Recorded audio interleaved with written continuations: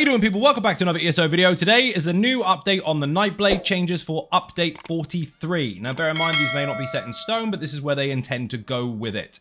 If you missed the previous Nightblade update, there is a link just there, or you can use the description below because the link is in there as well, where you can actually see their recent changes. Those are still intact, but we've now got some changes to Shadow and Assassination skills specifically because they didn't really make sense all along.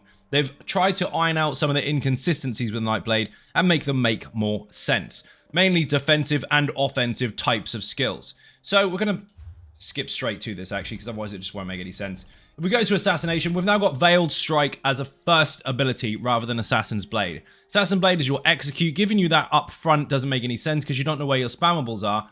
And your spammable was in here before. It was in the Shadow and it was the first ability here. So what they've done is they've made two choices here. One, putting in Assassination because stabby Assassination makes sense. Although Veiled Strike was kind of hide and sneak.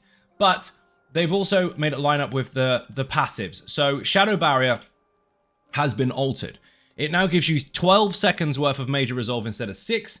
And it can stack with 2 seconds extra on top of it, depending on how many armor pieces you're wearing being heavy. So the more heavy armor, the higher the bonus. That was the same before as in the rule, but it was 1 second per, and it was also a 6-second bonus. So basically what you could do before is you could spam Veiled Strike. Your spammable was guaranteeing a resistance buff. Nobody else gets to do that. Most people have a resistance buff from an actual resistance buff, or a defensive bonus, and it might stack on top. But this was running smacking stuff from stealth, being a glass cannon, but getting resist from hitting? But they changed it. So now we don't have that. What we have instead is they moved Blur from the third ability in the Assassination skill line, and they took it out of here and put it into Shadow. That now means that the first ability in the Shadow skill line is Blur, which gives you Major Evasion. And there's two different morphs, obviously. We've got Minor Resolve here.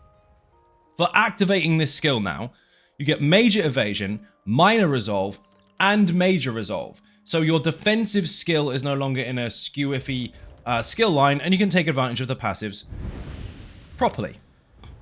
Now, how does that work with a Veiled Strike? Now, for it being a stabby assassination skill, you actually take advantage of the crit bonus. So for having it on your bar, you now have enhanced crit. So defensive bonuses are defensive, offensive are offensive. And the traditional setup, we say traditional because let's face it, most people tend to do this. There is no right way to do this, but lots of people tend to do it in this order. You tend to have your spammable, i.e. Veiled Strike or Surprise Attack.